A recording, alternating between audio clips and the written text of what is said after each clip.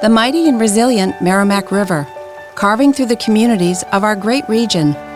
My name is Linda Lorden, proud president of Merrimack County Savings Bank, and like the river that serves as our namesake, we're a constant yet ever-changing presence. Because to us, it's bigger than banking. It's about powering communities and putting people first. It's about knowing where you came from and where you're going. That's Merrimack style. Visit us at themerrimack.com.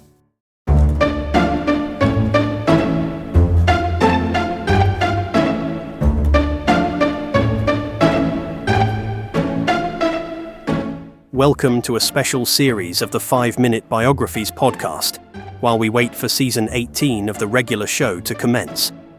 During this series, we are taking a brief look at the lives of the first 10 presidents of the United States. This is Episode 10, John Tyler.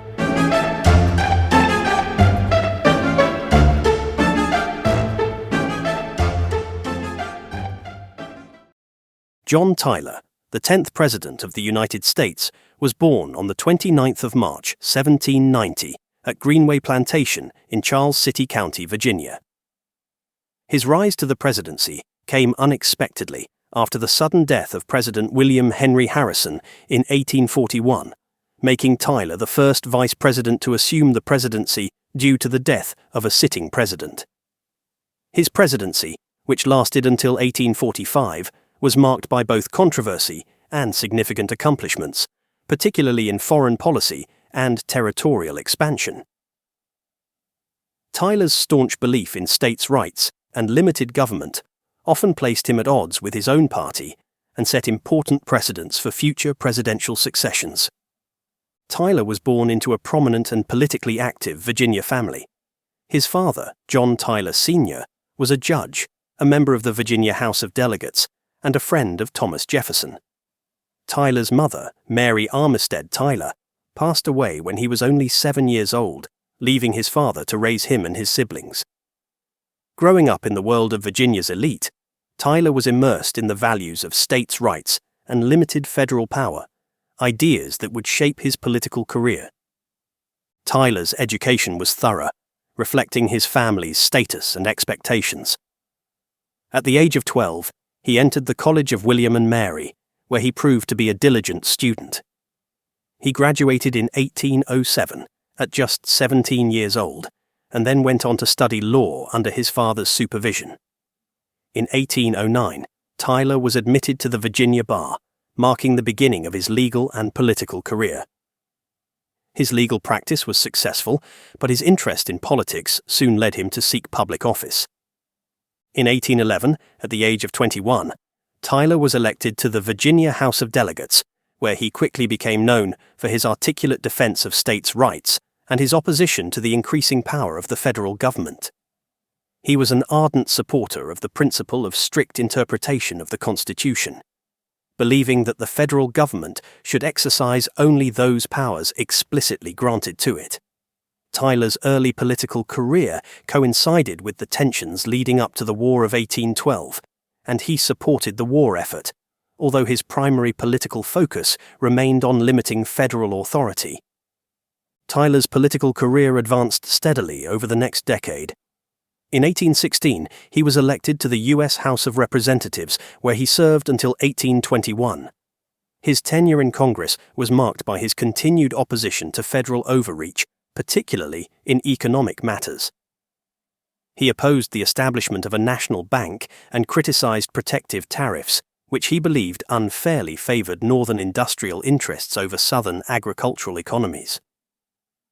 After leaving Congress, Tyler returned to Virginia politics, serving again in the Virginia House of Delegates, and later as the state's governor from 1825 to 1827. His rising political profile led to his election to the U.S. Senate in 1827, where he would serve for nearly a decade.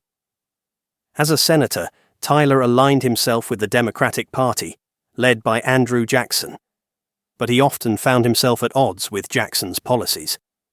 Tyler supported states' rights and opposed many of Jackson's actions, including his aggressive use of executive power and his handling of the national bank issue. By 1836, Tyler had become increasingly disillusioned with Jackson and the Democratic Party.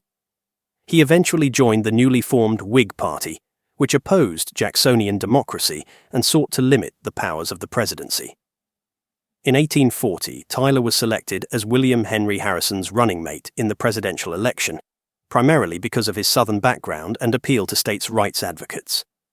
The Harrison-Tyler ticket campaigned under the slogan "Tippecanoe and Tyler Too," and they won the election by a wide margin.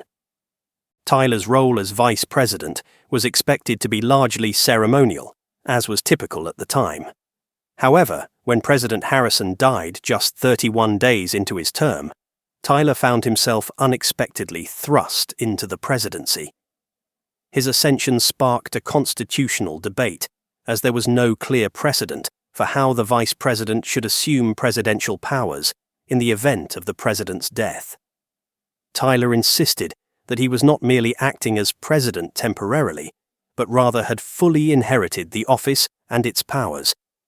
This stance, known as the Tyler precedent, established an important principle for future presidential successions and was later codified in the 25th Amendment. Despite this significant constitutional precedent, Tyler's presidency was fraught with political challenges. He soon found himself at odds with the Whig Party, which had expected him to adhere to their policies, particularly in relation to the re-establishment of a national bank. Tyler, however, vetoed 2 bills that would have created a new national bank, citing his strict constitutional principles.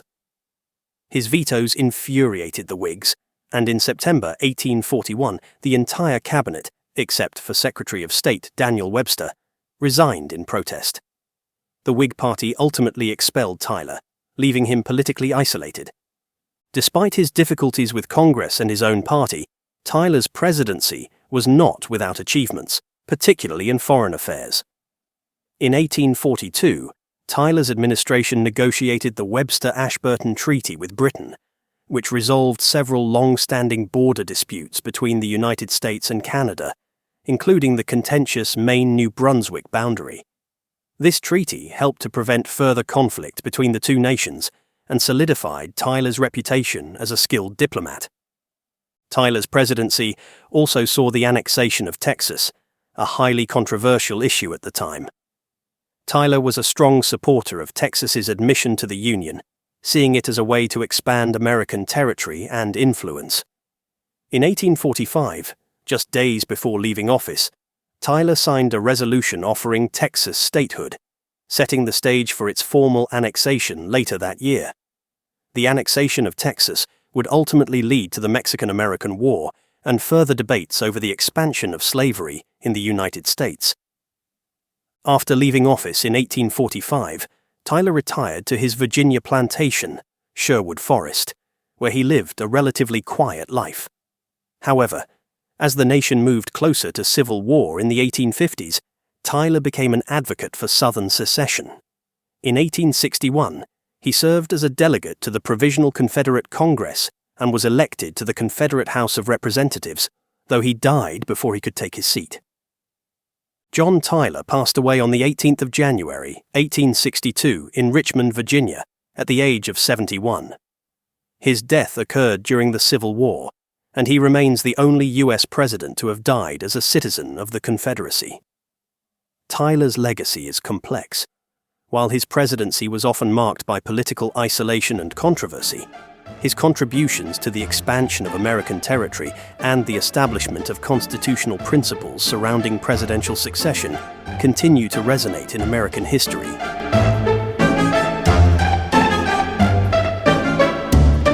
I hope you enjoyed that special episode of 5-Minute Biographies. If you did, why not subscribe or leave a review wherever you get your podcasts? Also, why not check out our other 5-Minute podcasts at 5minuteproductions.com. Thanks for listening, and I'll see you next time.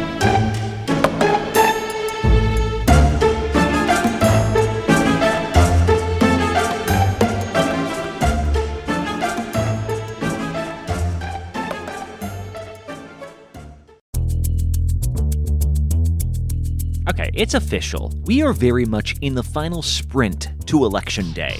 And face it, between debates, polling releases, even court appearances, it can feel exhausting, even impossible to keep up with. I'm Brad Milkey. I'm the host of Start Here, the daily podcast from ABC News. And every morning, my team and I get you caught up on the day's news in a quick, straightforward way that's easy to understand, with just enough context so you can listen, get it, and go on with your day. So, kickstart your morning. Start smart with Start Here and ABC News, because staying informed shouldn't feel overwhelming.